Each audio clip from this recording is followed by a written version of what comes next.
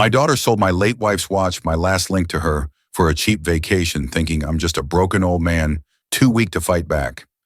They didn't know the secret had hit a bombshell that had turned their greed into their downfall. If this story hits you hard, hit that like button, share it with your crew, and subscribe to join the ride. I'm up before dawn like always in my old Chicago bungalow, the kind of place that creaks with memories.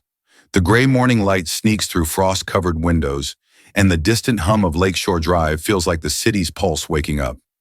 I'm in my worn leather armchair clutching Ellen's Cartier watch, the one I gave her back in '80 for our 10th anniversary. It's simple, silver-faced with a leather strap soft from years of her wearing it.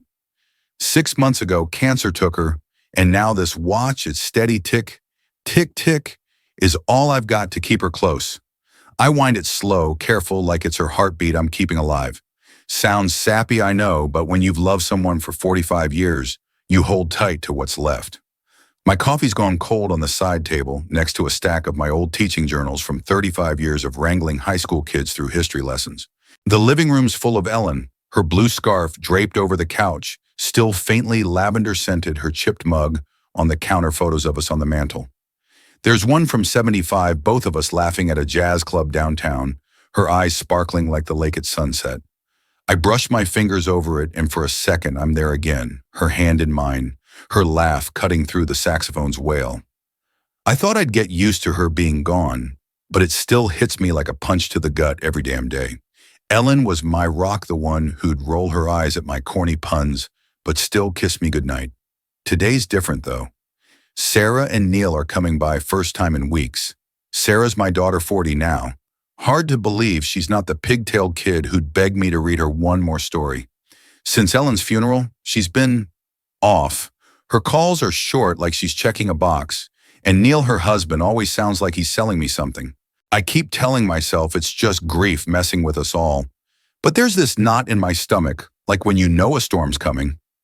I shake it off, sipping my cold coffee, and run my thumb over the watch. It feels heavier today, like there's something I'm missing, a faint ridge under the back I never noticed before. Weird, but I don't have time to dwell. I hear their car pull up. I shuffle to the door, smoothing my sweater, trying not to look like the tired old guy I see in the mirror. The Chicago wind bites as I open it, and there's Sarah, all sharp blazer and tight smile, her eyes darting to Neil like she's waiting for his okay. Neil's in a flashy suit, clapping me on the shoulder too hard. "Looking good, Dan," he says, but his eyes are already sweeping the room like he's pricing it out. I invite them in, offer coffee, but Sarah just shakes her head, twisting her purse strap. She pauses by the mantel, her fingers brushing that jazz club photo. And for a split second, I see a flicker of something. Guilt, regret. But it's gone fast, and she's back to avoiding my eyes. I try small talk, asking about their jobs. Sarah's in real estate. Neil's some kind of entrepreneur, always vague about it. But Sarah's barely listening, and Neil's got this smirk like he's in on a secret. I'm about to ask what's up when Sarah blurts it out, like she's spitting out something bitter. "Dad, we sold Mom's watch." It's like the air gets sucked out of the room. My chest tightens, my hand clutching the armrest so hard my knuckles go white. "You what?" I choke out, my voice barely there. Neil leans forward, all casual, like he's telling me about a sale at the mall.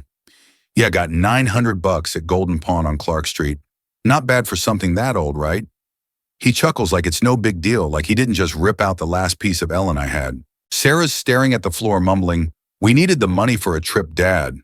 "You don't need it, just sitting here alone." Alone. That word cuts deeper than the betrayal. I thought I knew hurt losing Ellen was bad enough, but this, my own daughter, selling the watch her mother pressed into my hands in her final moments for a damn vacation. I picture Ellen in that hospital bed, her voice weak but sure. "Keep this close, Daniel." And now it's gone, pawned off like it's nothing, like she's nothing. I want to yell to throw them out, but my throat's too tight. "Which pawn shop?" I ask, my voice steadier than I feel. "Golden Pawn."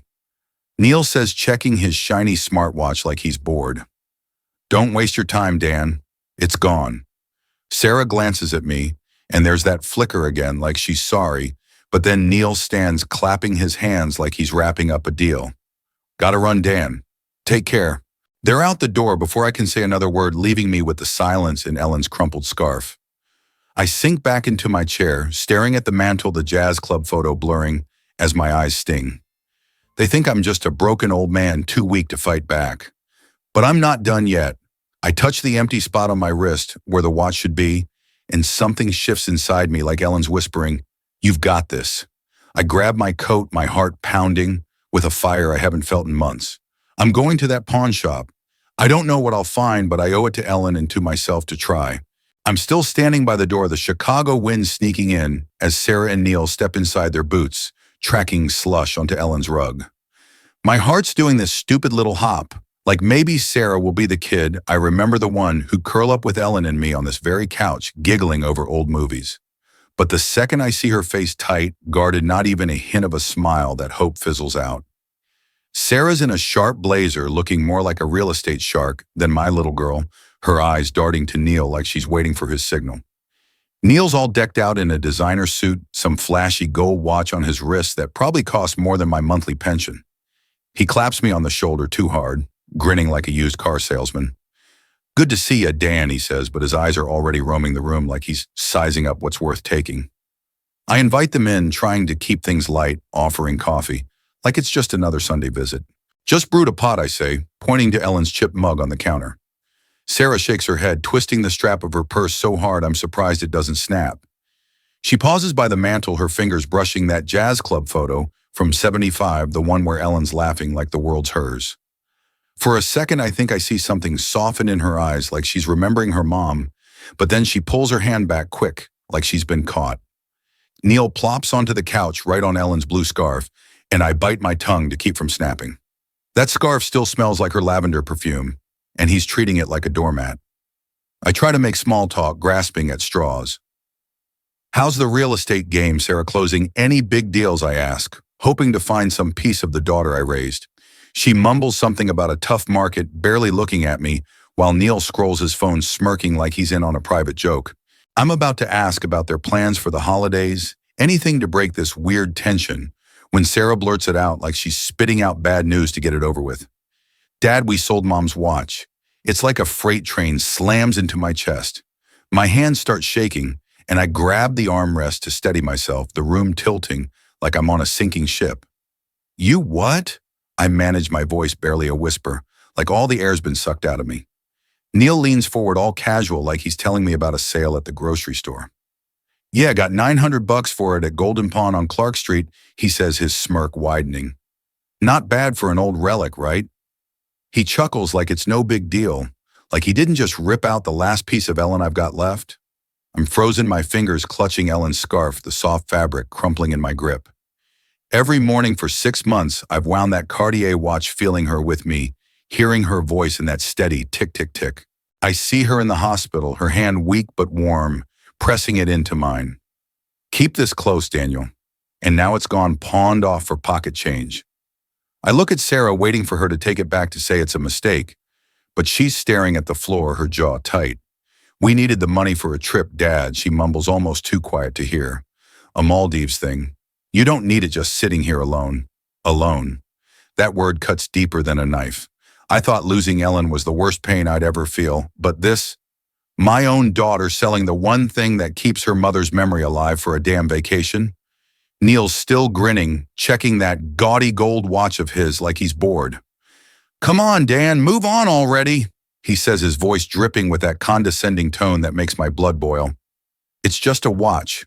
You're not doing yourself any favors clinging to the past." I want to scream, to throw them out, to shake Sarah until she remembers who she used to be. I think of her as a kid, curled up with Ellen, begging for one more bedtime story. Where did that girl go? I search her face, and there's a flicker. Her eyes dart to that photo again, her lips twitching like she's fighting something inside. Guilt, maybe. But then Neil nudges her, and she straightens, the flicker gone, replaced by this cold mask I don't recognize. I'm shaking now, not just my hands, but all of me, like something's breaking loose inside. They think I'm just a sad old man too weak to fight back. But they don't know me, not really. "Where's the pawn shop?" I ask, my voice steadier than I feel like I'm channeling Ellen's calm. Neil laughs, a sharp bark that grates on my nerves. "Golden Pawn, Clark Street," he says, standing up, already halfway to the door. "Good luck, old man. It's long gone by now." Sarah follows him, hesitating just a second at the threshold, like she wants to say something. But she doesn't. The door slams and the silence crashes back in heavier than ever. I sink onto the couch, clutching Ellen's scarf, my thumb tracing the spot where the watch should be on my wrist. I keep thinking about that faint ridge I felt this morning, like there's more to the watch than I ever knew. I thought I was just holding on to Ellen's memory, but now it's like she's trying to tell me something, even from beyond. I'm not letting this go. Not her, not the watch, not us. I grab my coat, my heart pounding with a fire I haven't felt since Ellen got sick. I'm going to that pawn shop. I don't know what I'll find, but I'm damn sure not letting Sarah and Neil take her away from me again. I'm standing outside Golden Pawn on Clark Street, the Chicago wind biting at my knuckles as I clutch my coat tighter. The shop's neon sign buzzes like a dying fly, casting a sickly glow over the slushy sidewalk. It's the kind of place you'd miss if you weren't looking for it. Grimy windows, faded posters for gold buyers, and a door that sticks when I push it open. Inside it smells like dust and desperation, with glass cases stuffed with old jewelry and shelves of beat-up electronics. My heart's pounding like I'm a kid caught sneaking into the principal's office. I thought I'd walk in, find Ellen's watch, and somehow make this right. But the second I step inside, I know it's not going to be that simple. The guy behind the counter, Sal, looks like he's seen every sob story in the book. Tattooed arms, tired eyes, and a name tag pinned crooked on his flannel shirt. He squints at me like he's sizing me up, and before I can even open my mouth, he says, "You're Daniel, right? Sarah said you'd show up," going on about some watch. His voice is gruff, but not unkind, and I freeze, my stomach twisting. Sarah warned him about me. What the hell did she say? She told me you're having a hard time letting go. Sal adds, shrugging like he's just passing on gossip. Said you're clinging to the past, chasing stuff that's gone. Clinging to the past. Those words hit like a slap, echoing Neil's smug move on, already from yesterday. My own daughter talking about me like I'm some pathetic old man who can't handle reality. I want to snap back, tell Sal she's got no right, but my throat's too tight. Instead, I lean on the counter, my hands still shaky from the drive over, and say, "It's my wife's watch. Cartier. They sold it without asking. I need it back." My voice cracks a little, and I hate how small it sounds, but I'm not here to play tough guy. I just want Ellen's watch, that steady tick-tick-tick that keeps her with me. Sal sighs, scratching his stubble, and I can tell bad news is coming. "Look, man, I'm sorry, but it's gone. Sold this morning. Cash deal, no returns." My knees wobble, and I grip the counter harder, like it's the only thing keeping me upright. Gone. Just like that, the last piece of Ellen pawned off to some stranger for $900. I picture Sarah and Neil laughing, sipping cocktails in the Maldives while I'm here chasing ghosts. "Who bought it?" I ask, desperation creeping in. Sal hesitates like he's weighing whether I'm worth the trouble. Then says, "Some lady, Isabel Vega." Asked a ton of weird questions about where the watch came from, like she knew something I didn't. Isabel Vega. The name lands like a puzzle piece I don't know how to place. Why would a stranger care about Ellen's watch? I'm about to press Sal for more when he reaches under the counter and pulls out a small manila envelope. "Here's the thing, though," he says, lowering his voice like we're in on a secret. "When we were cleaning it for sale, we found something weird. A hidden compartment in the back, real fancy work like a jeweler did it." He slides the envelope toward me and my heart skips a beat. A compartment, I think back to that faint ridge I felt yesterday, the odd weight of the watch. Was Ellen hiding something all this time? I open the envelope with shaky fingers, and there it is, a folded piece of paper, yellowed at the edges in Ellen's neat handwriting. "Daniel, my love, this is your shield. S349CH0620EH. The words hit me like a lightning bolt, like she's standing right here whispering in my ear. I can almost hear her voice calm and sure like when she talked me through a bad day. I stare at the code SC349CH0620EH. My mind racing. What does it mean? A bank account, a safety deposit box. I flash back to the day I gave her the watch, our 10th anniversary, her cryptic smile as she slipped it on. "You always know how to surprise me." She'd said, her eyes twinkling, like she knew something I didn't. Was this what she meant? I look up at Sal, who's watching me like I'm a bomb about to go off. "You recognize this?" he asks, leaning closer.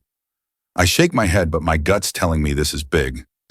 Ellen was a financial advisor, sharp as a tack, always 3 steps ahead. She'd balance our checkbook to the penny plan our retirement, like it was a military campaign. If she hid this note, this code, it's not some whim, it's a plan. But for what? I'm no money guy, just a history teacher who spent my life grading papers and dodging spitballs. The idea of cracking some financial code feels like climbing Everest in sneakers. You sure this Isabel didn't say anything else? I ask, my voice steadier now, like Ellen's note is waking something up in me.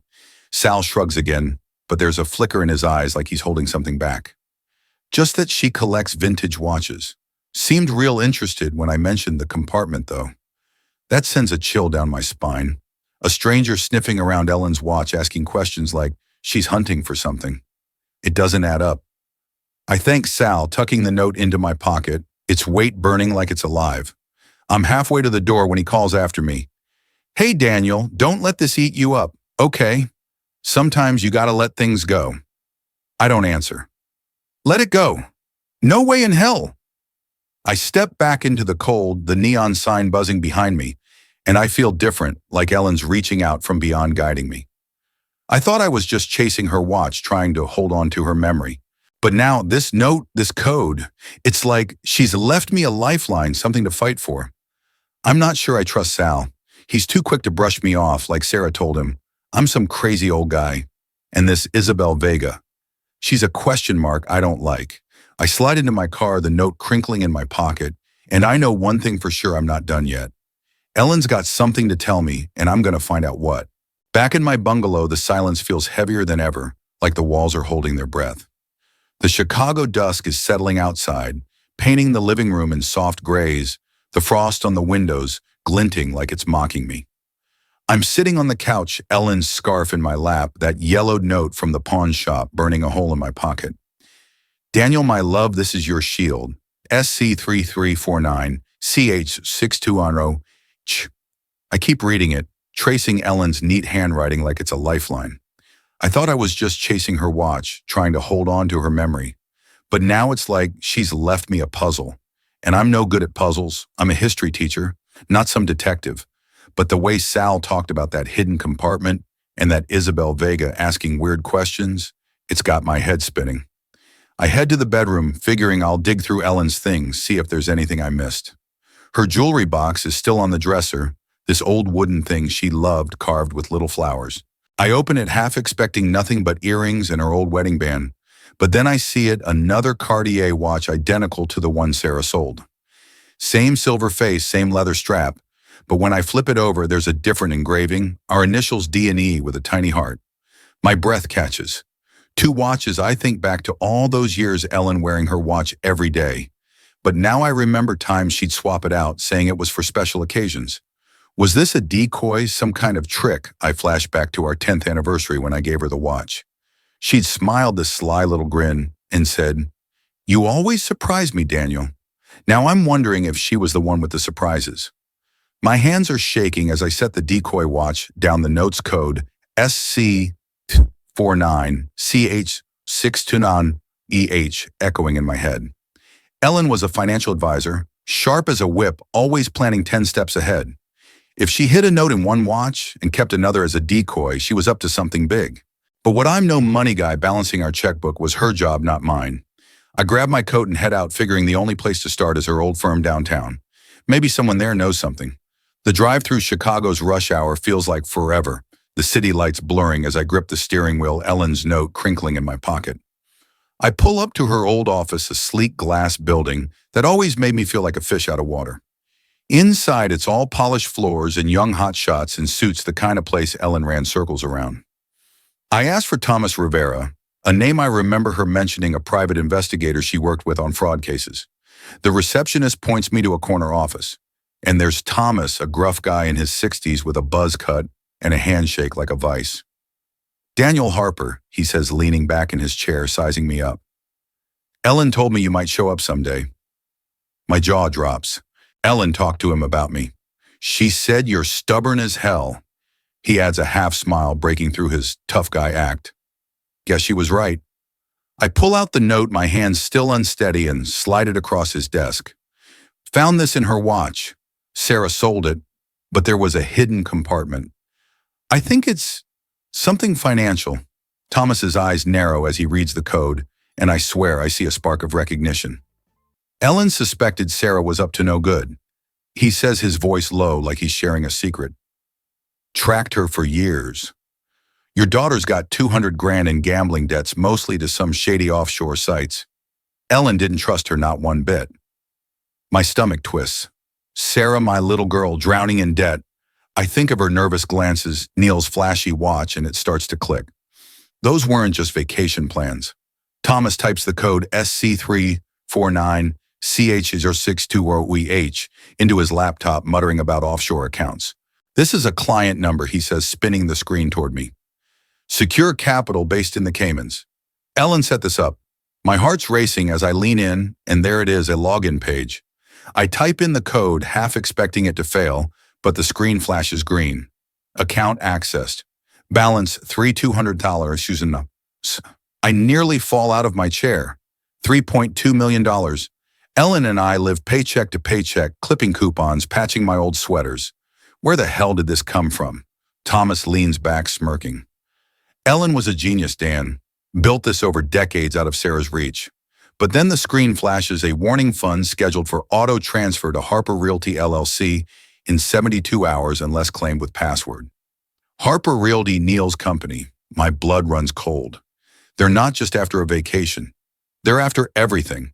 I try passwords, our anniversary, Ellen's birthday. My old classroom number, nothing works. My hands are sweating, my pulse hammering like I'm running a marathon. I don't know the password, I stammer, panic creeping in. Thomas puts a hand on my shoulder, steady as a rock. Ellen picked you for a reason, Dan. She knew you'd figure it out. I sit there staring at the screen, the numbers burning into my eyes. I thought I knew Ellen, every inch of her. But this, a secret fortune, a decoy, watch, a code hidden for me. It's like she's reaching out, guiding me, but I'm terrified I'll let her down. I'm no financial wizard, just a guy who taught kids about Lincoln and Gettysburg. But then I think of Sarah's cold eyes, Neil's smug laugh, and something shifts. I'm not just fighting for Ellen's watch anymore.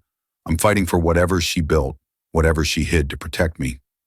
I look at Thomas, his gruff face somehow reassuring, and I nod. Okay, I say, my voice steadier than I feel. Let's figure this out. I leave his office, the note and that decoy watch heavy in my pocket. The Chicago skyline glitters outside, but all I can think is why the decoy and who's behind Harper Realty. I'm scared out of my mind, but for the first time in months, I feel alive, like Ellen's still with me, pushing me forward. Sarah and Neil think they've won, but they don't know about the note, the code, or me.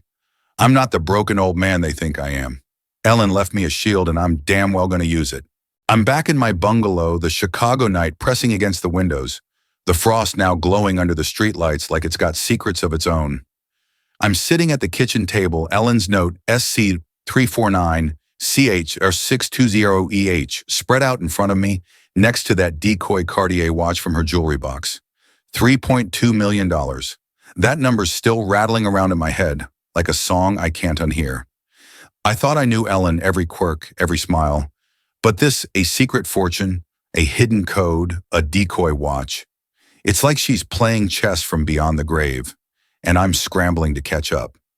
I'm no financial hotshot, just a retired history teacher who spent his life dodging spitballs and grading essays. But I can feel her pushing me like she's whispering, "You've got this, Daniel." The doorbell jolts me out of my thoughts, sharp and sudden like a fire alarm in the middle of the night. I shuffle to the door, my heart thumping, half expecting Sarah or Neil with some new excuse. Instead, there's a woman standing on my porch, maybe in her 60s, all polished in a tailored coat. Her dark hair pulled back, tight. She's holding the Cartier watch, the one Sarah sold, not the decoy, and her smile is too smooth like a politician's. "Mr. Harper, I'm Isabel Vega," she says, her voice calm but sharp like she's sizing me up. "I worked with Ellen years ago. I bought her watch at Golden Pawn. She'd want me to help you." "Help me?" My gut twists. Something about her feels off, too polished, too knowing. She steps closer, holding out the watch, and says, "Ellen trusted me with her secrets. You should too." I take the watch, my fingers brushing the familiar leather strap, but I don't invite her in. Her words don't sit right. Ellen never mentioned an Isabel, not once in 45 years. "What secrets?" I ask, keeping my voice steady, though my pulse is racing. Isabel's smile doesn't waver, but her eyes flicked to the Decoy watch on the table behind me. She left something for you, didn't she? Something valuable. There's a hint of a threat in her tone, like she's fishing for more than she's saying. I think of Sal's warning at the pawn shop, how she asked weird questions about the watch's origins. Is she after the code? The account, I gripped the watch tighter, my wariness spiking. Thanks for bringing it back, I say, stepping back toward the door. I'll figure it out. She nods, but her eyes linger like she's memorizing every inch of my face before she turns and disappears into the night. I'm still rattled, clutching both watches now, when there's another knock, soft, hesitant this time. It's Mrs. Kowalski, my neighbor from across the street, her gray hair tucked under a knit cap, her face crumpled with guilt. Daniel, I owe you an apology, she says, her voice shaky. Sarah's been telling everyone you're losing it, forgetting things, needing help. I believed her, and I'm so sorry. My stomach drops. Sarah's spreading lies about me, dementia. I think of her avoiding my eyes. Neil's smug move on already, and it hits me like a punch to the gut. She's not just greedy, she's trying to paint me as some frail old man. Mrs. Kowalski wrings her hands, adding, I saw Neil at their place last week, hunched over papers, forging signatures. Looked like legal stuff, Daniel. Something's not right. Forging signatures. My mind races back to the offshore account, the 72-hour deadline, and Neil's shell company, Harper Realty. Are they planning something bigger than a vacation? I thank Mrs. Kowalski, her guilt making me feel less alone, like I've still got someone in my corner. But her words stick with me, feeding this growing paranoia. Sarah's out there turning my neighbors against me while Neil's playing dirty with documents. I sink onto the couch, Ellen's scarf in my lap, and I'm hit with a memory so vivid, it's like I'm there again. It was 2 years ago during a week-long teaching conference in St. Louis. Ellen stayed home saying she had work to catch up on. I came back to find a new security system installed, cameras and mics tucked into the corners of our house. Just for safety, she'd said, but her smile was tight, like she was holding something back. Did she wire the place to catch Sarah and Neil? Was she listening to them all along? I dig through her old files, my hands shaking as I search for anything about that security system. Tucked in a folder labeled Home Repairs, I find a contract from a guy named Thomas Rivera, the private investigator I met yesterday. It's dated the week of my conference, confirming he oversaw the wiring. Ellen was watching them, recording them, knowing they were up to no good. My heart's pounding now, not just with fear, but with this spark of hope. Ellen didn't just leave me a code, she left me a weapon. But against what I think of Isabel's cryptic tone, her too perfect smile, and I wonder if she's part of this, friend or foe, I can't tell yet. I sit there, the Decoy watch, and the real one side by side, Ellen's notes staring up at me. I thought I was just chasing her memory, but now I'm caught in a web of lies, Sarah's rumors, Neil's forgeries, Isabel's vague threats. I'm scared, no lie, like I'm in way over my head. I'm no spy, no financial genius, just a guy who loved his wife. But Ellen trusted me, picked me to carry this forward. I can almost hear her voice, calm and steady. You're stronger than you know, Daniel. I push past the paranoia, focusing on her note, her plan. Sarah and Neil think they've got me pegged as a broken old man, but they're wrong. I'm not letting them take her from me again. I grab my phone to call Thomas, my hands steadier now. Whatever Ellen recorded, whatever this account holds, I'm going to find it and I'm going to fight.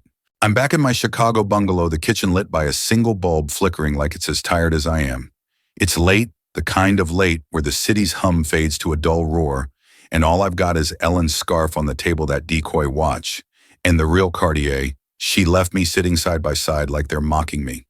The note from the pawn shop, Daniel, my love, this is your shield. SC 349CH0620EH is still in my pocket, along with that $3.2 million account burning a hole in my brain. Isabel Vega's visit last night, her slick smile, and cryptic Ellen trusted me. Line has me on edge like I'm walking a tightrope with no net. And Mrs. Kowalski's bombshell about Sarah spreading dementia rumors and Neil forging papers. It's like I'm caught in a web, and I don't know who's spinning it. I'm fiddling with the real watch, my fingers tracing that faint ridge I noticed days ago when I feel something give a click, soft but sharp, like a lock popping open. My heart skips a beat. Another hidden compartment, I fumble with the back.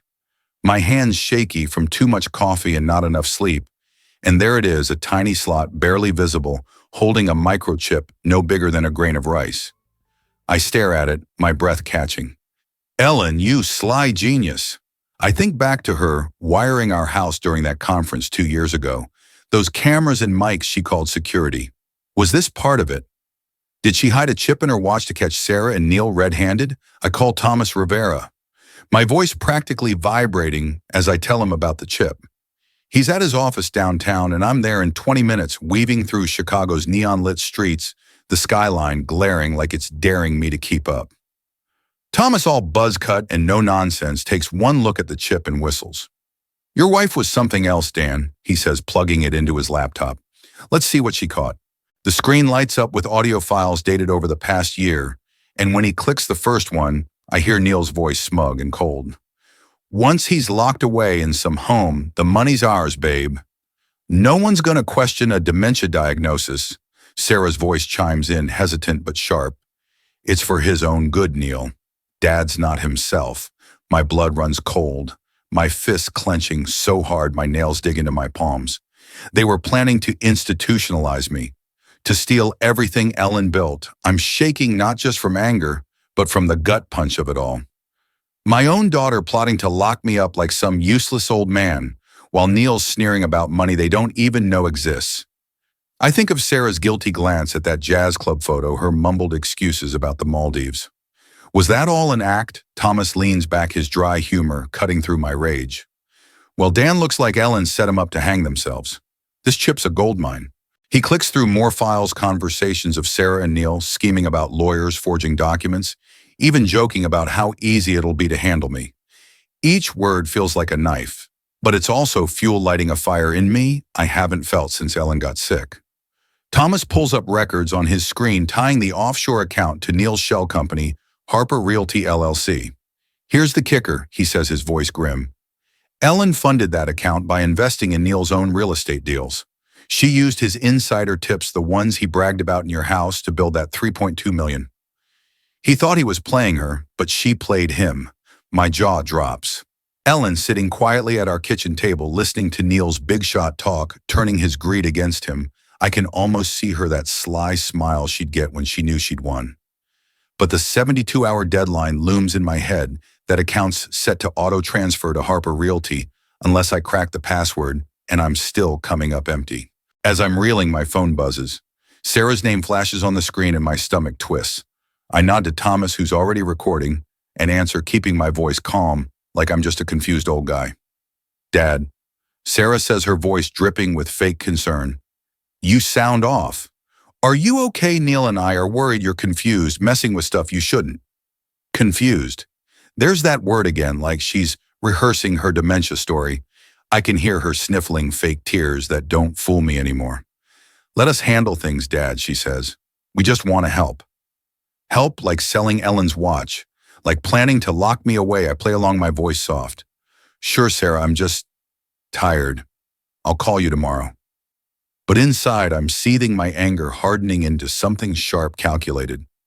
I hang up and Thomas grins, that dry smirk of his, breaking the tension. You're a natural, Dan. Stringing her along like that, Ellen'd be proud. I manage a weak laugh, but my mind's racing. Sarah's panic means they know I'm onto something. Maybe Isabel tipped them off, or maybe they're just scared I'm not as helpless as they thought. I look at the microchip, its tiny glint like a beacon of Ellen's foresight. I thought I was just chasing her memory, fighting to hold on to her watch. But now this chip, these recordings, they're proof she was protecting me, outsmarting them from the start. I'm no detective, no financial whiz, but I'm done being their victim. I lean back, my hands steadier now, and look at Thomas. We need a plan. I say, my voice firm for the first time in months. I've got 72 hours to claim that account, and these recordings, they're our ace. How do we use them? Thomas nods, his eyes glinting with something like respect. First, we keep this quiet. Sarah and Neil are desperate, and desperate people make mistakes. I think of Neil's sneer, Sarah's fake tears, and my blood boils. They think they've got me cornered, but Ellen left me more than money. She left me a way to fight back. I'm not just some broken old man anymore. I'm ready to play their game, and I'm playing to win. It's morning in my Chicago bungalow, the kind of gray, bitter cold day that makes your bones ache. The kitchen's quiet, just the hum of the fridge, and the faint tick of Ellen's Decoy watch on the table next to the real one I got back from Isabel. That microchip from yesterday with Sarah and Neil's voices scheming to lock me away is still burning a hole in my mind. Once he's locked away, the money's ours. Neil had sneered like I'm some obstacle to their big score. $3.2 million, Ellen's secret fortune, set to slip into Neil's shell company Harper Realty in less than 48 hours, unless I crack that damn password. I'm no closer to figuring it out, and the clock's ticking louder than ever. I thought I was scared before, but now it's like I'm staring down a freight train, and I'm not sure I can jump out of the way. The doorbell rings sharp and jarring, and my stomach knots up. I'm half expecting Isabel Vega again with her slick smile and cryptic hints, but when I open the door, it's Neil alone standing on my porch like he owns the place. His designer suit's wrinkled, and there's a sheen of sweat on his forehead despite the cold. No Sarah this time, no fake tears or guilty glances, just Neil, his gold watch glinting like a warning. "Hey, Dan," he says, forcing a grin that doesn't reach his eyes. "We need to talk." My guard's up, but I let him in, keeping my distance. Something's off, like he's a cornered animal, ready to bite. He sits at the kitchen table, right where Ellen's scarf is draped, and I have to clench my fist to keep from yanking it away. He pulls a document from his briefcase, sliding it toward me with that same smug look he had when he told me they sold Ellen's watch.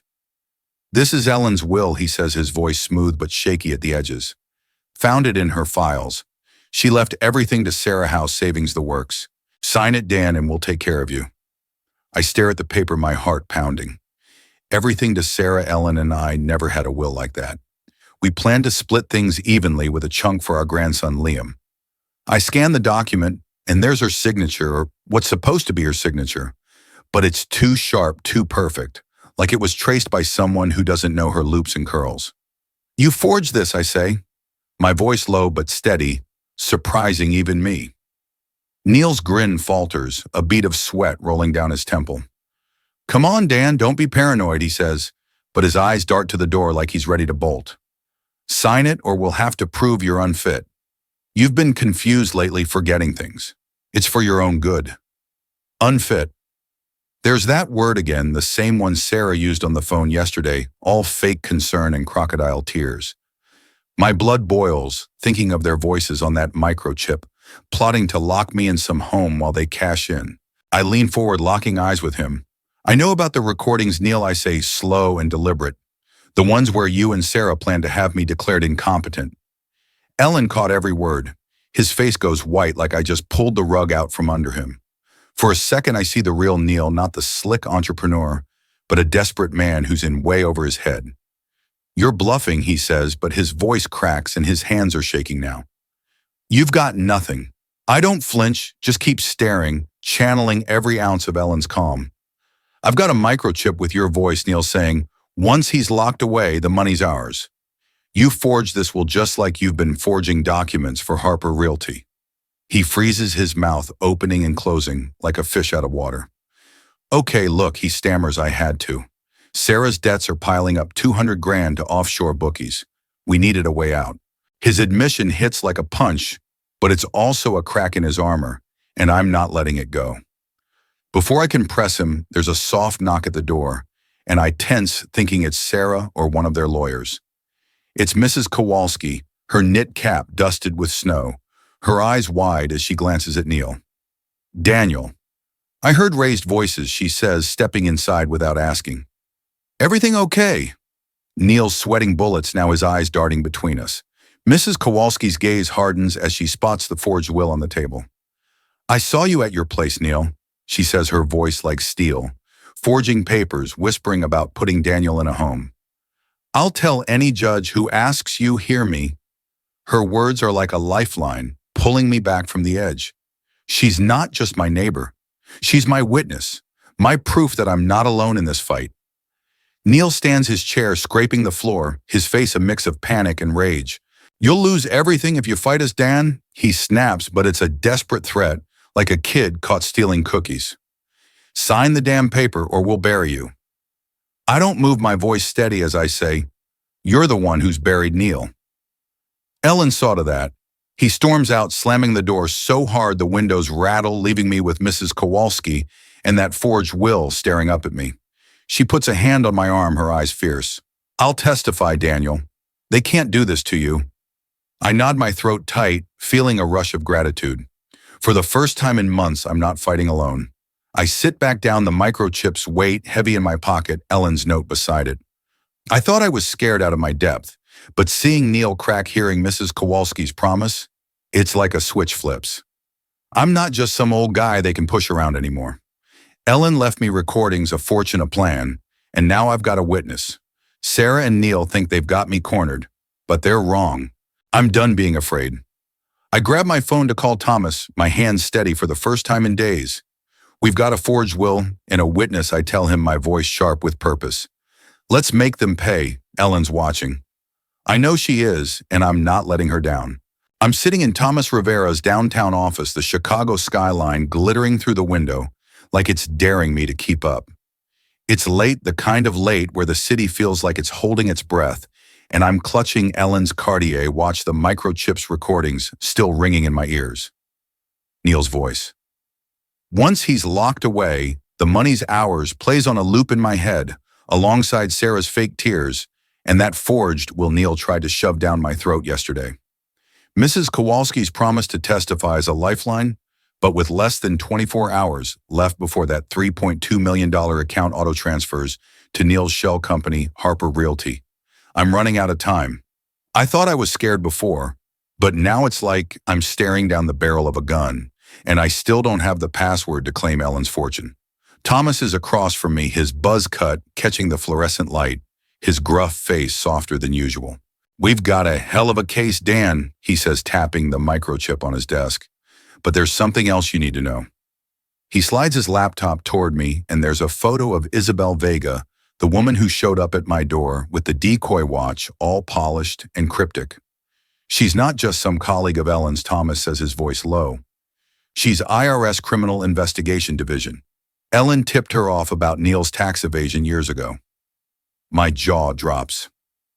IRS. I picture Isabel's too smooth smile, her vague hints about Ellen's secrets, and it clicks, she wasn't after me. She bought the Decoy watch to track Neil's fraud, Thomas adds. Ellen told her to watch for it, knew Sarah might try to sell it. My head's spinning. Ellen setting traps for Neil from beyond the grave, I'm floored, but it makes sense, her sly grin when I gave her that watch, like she was already planning this. Thomas hands me a sealed envelope, Ellen's handwriting on it, for Daniel, emergency only. My hands shake as I open it, and inside is a letter dated a month before she died. "Daniel, my love," it starts, and I swear I hear her voice calm and warm, like she's sitting right here. "I turned Sarah's greed into our shield. I built that account $3.2 million by investing in her insider real estate tips, the ones she and Neil bragged about in our kitchen. Every deal they thought they'd won, I was 3 steps ahead, using their own game to protect you. I'm sorry I couldn't tell you, but I had to keep it safe from them. Now it's yours. Choose justice or mercy." My eyes sting, tears blurring her words. She ends with, "You're stronger than you know, Daniel. Always were. Love, Ellen." I'm choking up tears, rolling down my cheeks, and I don't care if Thomas sees. Ellen wasn't just fighting cancer in those final months. She was fighting for me. I think back to those late nights, her hunched over her laptop, stress lines creasing her face. I thought it was the chemo, the pain, but it was this building a fortress to keep me safe from our own daughter. A memory hits me sharp and clear, her sitting at our kitchen table, Neil boasting about some shady property flip. Ellen nodding quietly, her eyes sharp like she was taking mental notes. She wasn't just listening, she was outsmarting him, turning his greed into her weapon. My heart aches, but it's not just grief anymore. It's gratitude, deep and raw, for a woman who loved me enough to plan this far ahead. I wipe my eyes looking at Thomas, who's pretending to study his coffee mug, to give me a moment. "She was something else, wasn't she?" I say, my voice thick. He nods, a rare grin breaking through. "Damn right, Dan. And she picked you to finish this." I clutch the letter, Ellen's words sinking in. Justice or mercy? I think of Sarah's fake tears, Neil's forge, will their plan to lock me away. Part of me wants to forgive Sarah, still my little girl somewhere. Right. But then I hear Neil's sneer on that chip. Sarah's cold, he's not himself, and my anger hardens. They don't get to walk away from this, not after betraying Ellen's memory, not after trying to bury me. How much evidence do we have? I ask, my voice steadier now, like I'm channeling Ellen's calm. Thomas pulls up a folder on his laptop, thick with files, bank records, showing Neil's tax-dodging shell company's emails between him and shady lawyers, even photos of him meeting bookies to cover Sarah's $200,000 gambling debts. Ellen's been building this for years, Thomas says, his tone almost proud. The recordings, the account, Isabel's tip-off, it's airtight. Neil and Sarah won't know what hit them. I think of Mrs. Kowalski's fiery promise to testify, the forged will, still sitting on my kitchen table, and I feel something shift. I'm not just a grieving widower anymore. I'm a man with a plan, Ellen's plan, and it's bulletproof. I lean back, the watch heavy in my hand. It's tick, tick, tick, like Ellen's heartbeat urging me on. I thought I was out of my depth, a retired teacher drowning in a financial mess, but Ellen saw something else in me. She trusted me to take this fight to the end, and I'm not letting her down. We hit them with everything, I tell Thomas, my voice sharp with resolve. The recordings, the forged will, Isabel's evidence, everything. They don't get to take what Ellen built. Thomas nods, his eyes glinting with that same fire. Courts tomorrow, Dan. We'll bury them. I leave his office, stepping into the Chicago night, the wind cutting through my coat like it's trying to wake me up. The skyline's all sharp edges and glowing lights, but all I can see is Ellen's letter, her words burning in my chest. Choose justice or mercy. Sarah and Neil think they've got me cornered, some old guy too broken to fight back. But they're wrong. Ellen's love was my armor, and now it's my weapon. I'm ready for this fight, not just for me, but for her, for everything she sacrificed to keep me safe. Tomorrow they're going to see what happens when you underestimate a man with nothing left to lose. I'm sitting in a Chicago courtroom, the kind of place that smells like old wood and nervous sweat. The fluorescent lights buzzing like they're as tense as I am. It's the morning of the hearing, and my hands are steady for the first time in weeks, clutching Ellen's Cartier watch. It's tick, tick, tick, like her heartbeat in my palm. The Microchip's recordings, Ellen's letter, and that $3.2 million account are all I've been thinking about since Thomas laid out our plan last night. Less than 12 hours left before that money auto transfers to Neil's shell company, Harper Realty, and I still don't have the password. But today's not about the money. It's about justice, about showing Sarah and Neil they can't break me. Ellen's letter, choose justice or mercy, is burning in my chest, and I know what I've chosen. I'm not just some old guy they can shove aside.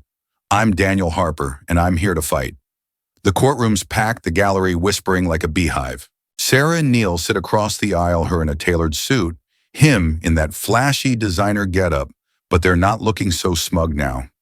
Sarah's face is pale, her eyes darting like a trapped animal, while Neil's got that same sweaty sheen from when I called him out on the forged will. Their lawyer, a slick woman named Catherine Wells, keeps shooting them sharp looks like she knows they're in deep. Thomas is next to me, his buzz-cut and gruff demeanor, a quiet anchor, his briefcase stuffed with Ellen's evidence recordings, bank records, that fake will. Mrs. Kowalski's in the front row, her knit cap swapped for a Sunday best hat, her eyes fierce like she's ready to take on the world for me. The judge, a stern woman with gray hair and glasses that make her look like she's seen every lie in the book, calls the room to order. Catherine stands all polished confidence and starts her spiel about how I'm unfit, how my erratic behavior and financial confusion means Sarah should take over my affairs. It's the same garbage Neil tried to sell me: dementia, confusion, an old man who can't handle his own life. My blood boils, but I keep my face calm, like Ellen used to when she was about to outsmart someone. I think of her letter, her voice. You're stronger than you know, Daniel. I'm not letting them paint me as helpless. Thomas stands, his voice steady as he lays out our case. Your Honor, we have evidence that Sarah Harper and Neil Reed conspired to defraud Daniel Harper and exploit his late wife's estate. The room goes quiet, and I swear I hear Sarah sucking a breath. Thomas holds up the microchip, small but heavy with truth. This was found in Ellen Harper's watch, containing recordings of the defendants plotting to institutionalize Mr. Harper for financial gain. He plugs it into a laptop, and Neil's voice fills the room, cold and sneering. Once he's locked away in some home, the money's ours, babe. Sarah's voice follows, hesitant but complicit. It's for his own good, Neil. Dad's not himself. The gallery gasps, and I see Sarah's face crumple, her hands gripping the table like it's the only thing keeping her upright. Sarah bolts up, her voice shrill. "He's lying," she screams, pointing at me, her eyes wild. "That's fake. He's making it up." But the judge's glare shuts her down, and Neil slumps in his seat, his head in his hands, the fight draining out of him like air from a pop balloon.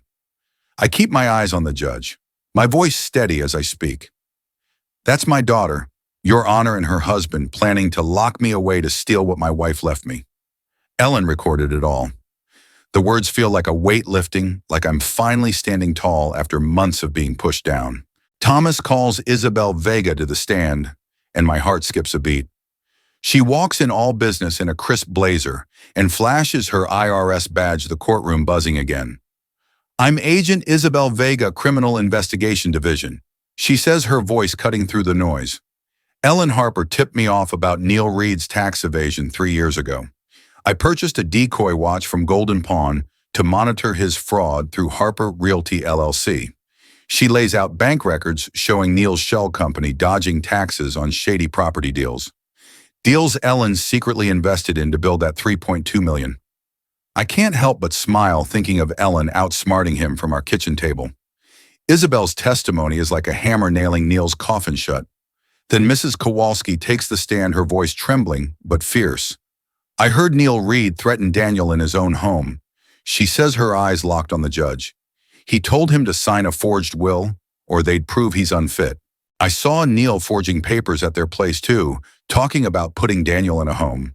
The gallery murmurs, and I catch neighbors nodding their faces angry, like they're finally seeing Sarah and Neil for who they are. Mrs. Kowalski looks at me, her eyes soft but strong, and I nod back, my throat tight. She's not just a neighbor, she's family now, the kind that fights for you when your own blood turns on you. The judge's face is stone as she reviews the evidence recordings. Bank records, the forged will, Isabel's files, Mrs. Kowalski's testimony. "Mr. Harper," she says, her voice sharp but fair. "Do you have anything to add?" I stand my hand steady on the watch and say, "My wife Ellen built that account to protect me. She knew what they were planning, and she made sure they'd never touch it. It's in a trust now, untouchable." I look at Sarah, her face red with rage, and Neil slumped like a broken man. They thought I was just a weak old guy. They were wrong. The words feel like a release, like I'm reclaiming every piece of myself they tried to steal. The judge bangs her gavel, her voice cutting through the room. "Based on the evidence, I'm freezing the assets of Sarah Harper and Neil Reed, pending a federal investigation. The FBI will take custody for charges of fraud and elder abuse." 2 agents step forward, handcuffs glinting, and Sarah's scream echoes as they cuff her. This is a mistake. Neil doesn't even fight, just lets them lead him away, his head down like he knows it's over. The gallery erupts, but I just stand there calm as a lake, Ellen's watch warm in my hand. I think of her letter, her choice, justice or mercy, and I know I chose right. They didn't just betray me, they betrayed her, and that's something I'll never forgive. I walk out of the courtroom, Thomas clapping my shoulder, Mrs. Kowalski beaming like she just won the lottery. The Chicago wind hits me crisp and clean, like it's washing away the last of their lies. I thought I'd feel empty watching my own daughter cuffed, but instead I feel free, like I've taken back my life. Ellen's life, our life. She saw this coming, built this trap, and trusted me to spring it. I'm not afraid anymore. I'm proud of her, proud of us. The account's safe, locked in a trust in Sarah and Neil. They're going to learn what happens when you underestimate a man with Ellen Harper's love behind him. It's a crisp Chicago morning, the kind where the air feels clean, like the city's giving you a fresh start. I'm standing in the lobby of Chicago General Hospital, surrounded by balloons and smiling faces, the smell of fresh paint mixing with the buzz of excitement. A brass plaque gleams on the wall, Ellen Harper Pediatric Wing, funded by Daniel Harper. I donated $3 million of Ellen's secret fortune to make this happen, a dream she used to talk about over late-night coffee, helping kids, giving them a shot at a future. I'm wearing her real Cartier, watch the one with the microchip that brought Sarah and Neil to their knees in court yesterday. Its tick, tick, tick feels like Ellen's heartbeat, steady and proud, like she's standing right beside me. I thought I'd feel empty after the fight, but standing here watching nurses and families beam at that plaque, I feel full, like I've honored her in a way that matters. The ceremony's warm, the kind of thing that makes you believe in second chances. There's a speech from the hospital director, all gratitude and big promises, but I'm barely listening. My eyes keep drifting to the plaque, to Ellen's name, shining in the light. I think of her letter, her words, choose justice or mercy. I chose justice. Sarah and Neil are facing fraud and elder abuse charges, their assets frozen, their lies laid bare. Part of me still aches for Sarah, my little girl who used to climb into my lap for stories, but then I remember her scream in court. He's lying, and Neil's slumped defeat, and I know I did right. They didn't just betray me, they betrayed Ellen, and that's a line you don't cross. I'm shaking hands with folks, accepting their thanks when I hear a soft voice behind me. Grandpa. I turn and there's Liam, my grandson, 20 years old, standing in the lobby with a nervous smile, his eyes so much like Sarah's, it catches me off guard. I haven't seen him since Ellen's funeral, when he was just a kid starting college, kept away by Sarah's lies about my dementia. He steps closer, hands stuffed in his pockets, his voice shaky. I'm so sorry, Grandpa, he says, his eyes glistening. Mom told us you were losing it, that you didn't want to see us. I should have checked for myself. My throat tightens and I pull him into a hug, his lanky frame trembling against me. You're here now, kid. I say, my voice rough. That's what counts. We sit in the hospital cafeteria sharing a plate of fries and stories about Ellen. Liam tells me how she'd sneak him extra cookies, teach him card tricks when Sarah wasn't looking. She always said you were the strongest person she knew, he says, his voice breaking. I should have listened to her, not Mom. I think of Sarah's fake tears, her cold, Dad's not himself, and my heart aches, but not with anger anymore. Your mom made her choices, I say, keeping it gentle. But you and me, we've got a clean slate. We plan weekly dinners at my place, maybe some Cubs games come spring, and for the first time in months, I feel like family again, like Ellen's love is still tying us together. Later, I drive to Lake Michigan, the water stretching out like a silver mirror under the afternoon sky. I park near the shore, the Chicago wind tugging at my coat, and pull out Ellen's letter one last time. You were always my strength, Daniel, she wrote. And I feel those words settle deep, like they're rewriting the last 6 months.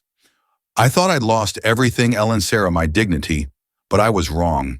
She left me a shield, a fortune, a way to fight back, and I did. Sarah and Neil thought they could bury me, paint me as some broken old man, but Ellen saw me for who I am. I chose justice, not just for me, but for her, for the life we built.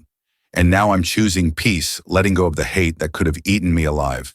I'm 70, and for the first time in years, I'm living for myself. I've got a new place near the lake, small, but mine with a porch for morning coffee and Ellen's scarf draped over my chair. I joined a history book club, at the library, started volunteering at the hospital, helping kids like Ellen always wanted. Liam's coming over next week, and we'll grill burgers, talk about anything but the past. I run my thumb over the watch, it's tick, tick, tick, steady as ever, and I smile. I thought I was holding on to Ellen's memory, but she was holding on to me, guiding me through the fight I didn't see coming. Sarah and Neil are gone facing their reckoning, but I'm here, free, stronger than I ever knew. I lean back against the car, watching the waves lap at the shore, the Chicago skyline glowing in the distance. Ellen's note is tucked in my pocket, her love wrapped around my wrist. I thought grief would define me, but it's her strength, her trust that's given me a new start. I'm not just surviving anymore, I'm living for her, for me, for the family we still have. And that's enough.